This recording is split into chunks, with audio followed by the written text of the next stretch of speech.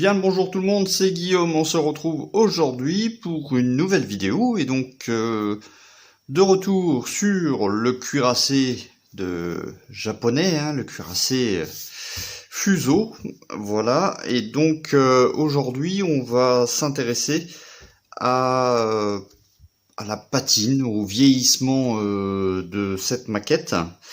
Donc la peinture a été passée, un vernis brillant a été passé également.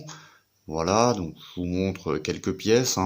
Donc j'ai fait le vernis dans mon coin. Bon, voilà, rien de particulier, ça brille, c'est bien. Vous voyez, on va pouvoir s'attaquer à la patine de tout ça.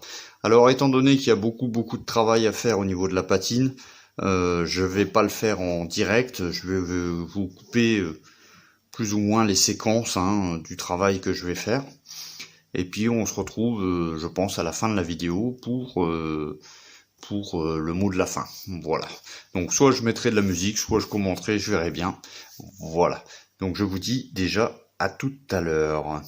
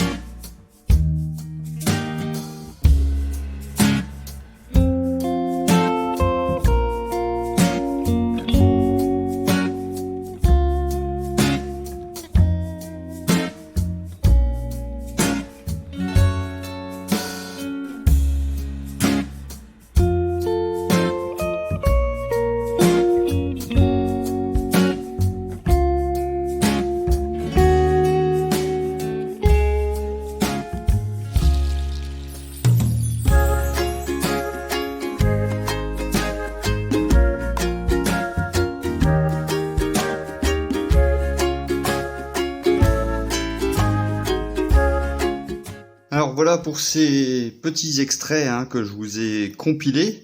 Donc une petite information, c'est que j'ai voulu représenter le navire qui ne soit pas trop usé. Je m'explique. La maquette est censée représenter le navire en 1938. Et c'est pile poil la date où le navire a été réaménagé, pour ceux qui se rappellent de l'historique. Le navire a été retapé dans ces zones-là. Et donc du coup, il sort de l'arsenal. Donc la petite histoire que je me suis inventée, c'est que à la suite du réaménagement du fuseau, c'est que avant de le lancer bien sûr dans les batailles, ils ont dû faire des tests d'armement. Et ça, je pense que c'est totalement la vérité. Et donc, il a été mis dans un lagon pour effectuer ces tests d'armement. Et c'est ce que j'ai voulu représenter. Alors là, voilà à peu près ce que ça donne. Donc, vous voyez, j'ai fait des traces en fait c'est pas de l'huile, c'est plutôt de la salissure au niveau des canons, justement, ce qui met ce qui met un petit peu mon idée, entre guillemets, d'avoir fait des tests d'armement, et du coup ça salit un petit peu la coque. Au niveau de la coque, pas de rouille, du blanc, du gris comme vous avez pu voir pour faire des nuances au niveau de la teinte de gris, pour pas que ça soit un gris uniforme. Rien d'extravagant, un petit peu d'orange pareil pour donner un petit peu de teinte au niveau du hull raid. Donc ça reste très discret.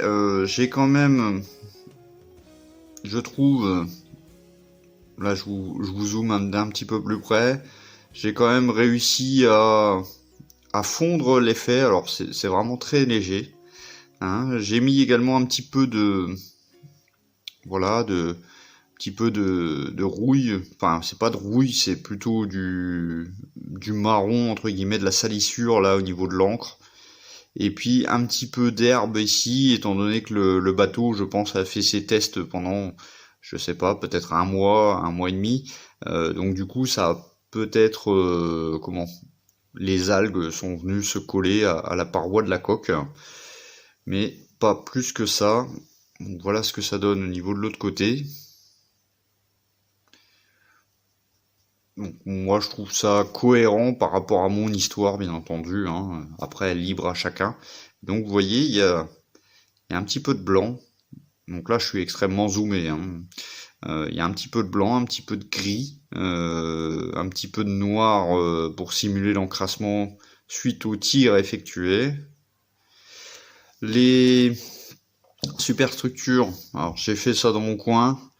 Rien de particulier, donc du jus noir, et puis là un encrassement au niveau des tubulures du haut de cheminée, mais j'ai pas poussé plus que ça. Vous voyez, il y a un petit peu d'encrassement sur les plateformes, un petit peu de rehausse de lumière là. Ça reste très très léger. Au niveau de la superstructure, c'est pareil. J'ai simplement mis en relief les ombres, et puis sur le dessus, est-ce que ça va se voir? Oui, j'ai fait un éclaircissement en fait sur la partie supérieure. Un petit peu d'assombrissement là au niveau du plancher. Bon voilà, rien de particulier. Donc au niveau des tourelles, je vous montre simplement une tourelle, et puis après je vous dis ce que je vais faire avant la fin de la vidéo. Donc au niveau des tourelles, alors c'est beaucoup plus discret, étant donné qu'il y a moins d'usure à ce niveau-là, mais j'ai essayé de représenter, ça se voit un petit peu, une couleur un petit peu plus affadie en fin de compte sur le dessus avec le soleil. Voilà, là c'est sombre, et là c'est un petit peu plus clair. Mais rien de plus que ça. Et puis renforcement des ombres, comme d'habitude. Ok, donc maintenant ça c'est fait. Maintenant je vais passer le vernis mat. Et donc je vais utiliser le vernis mat de chez Mr Hobby, le GX113. Et donc je vais le diluer avec le Rapid Thinner, étant donné que c'est du mat. C'est vraiment spécialement conçu pour ça. Allez, je passe le vernis.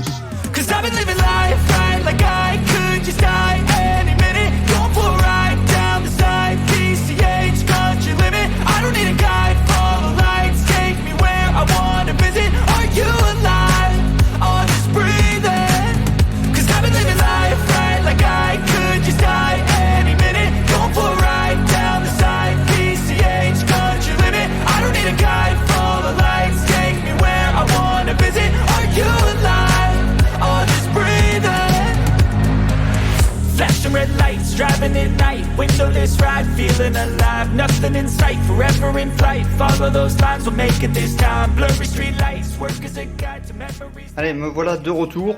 Et donc c'est la conclusion de cette étape. Donc, comme vous pouvez voir, tous les éléments ce coup-ci sont assemblés et collés. Il n'y a plus de mise à blanc. Là, tout est collé, hormis les tourelles. Donc j'ai collé le pont en bois, donc c'est déjà nettement mieux au niveau de la jonction entre le pont, enfin la coque et le pont. Donc tout est ok. Le pont s'ajuste bien. Alors c'est quand même assez délicat, surtout sur la partie intermédiaire, si je peux dire, le pont central, parce qu'il y a beaucoup d'éléments et donc il faut y aller vraiment doucement. Alors pour ceux-là qui n'ont jamais collé de pont en bois, et j'en faisais partie jusque maintenant, le pont en bois est comme ceci par exemple, et donc c'est adhésif, donc il suffit de retirer la partie inférieure et puis de venir plaquer. Alors on vient plaquer par exemple ici, après on appuie là, après on appuie là, au fur et à mesure. Il faut pas faire d'un coup parce que sinon bah, c'est un peu comme une tapisserie, ça peut vous faire des cloques. Donc ça s'est bien passé. J'ai quand même eu un petit peu peur, mais ça s'est bien passé. J'ai pas fait devant vous parce que comme c'était une première fois, je voulais pas me louper.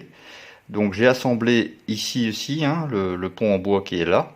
Donc je vais vous zoomer après. Donc je vous ai pas montré le weathering sur les superstructures, étant donné que j'ai fait un weathering très léger, une patine très légère. Je ne sais plus si je vous l'ai déjà dit, mais en fin de compte, j'ai supposé que le navire était en test d'armement.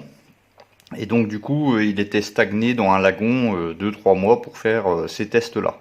Donc c'est essentiellement la partie coque que j'ai traité au niveau du vieillissement. J'ai traité ici un petit peu les tourelles, les choses comme ça. Je vais vous zoomer un petit peu plus près.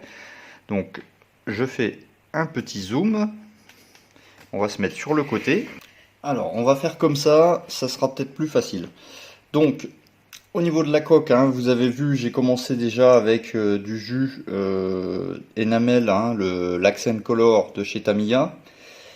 Et ensuite, je suis venu faire, toujours avec l'Accent Color, mais ce coup-ci marron, des traces, entre guillemets,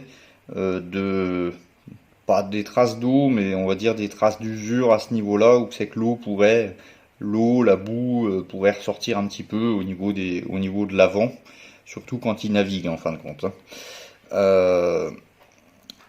Donc j'avance un petit peu, donc j'ai traité le gris avec un petit peu de blanc, un petit peu de gris foncé pour donner quelques nuances. Donc ça reste très léger. Alors vous pouvez voir que le pont, là il faudrait que je rappuie un petit peu. Bon, ça paraît énorme hein, sur la vidéo, mais c'est vraiment très petit. Hein.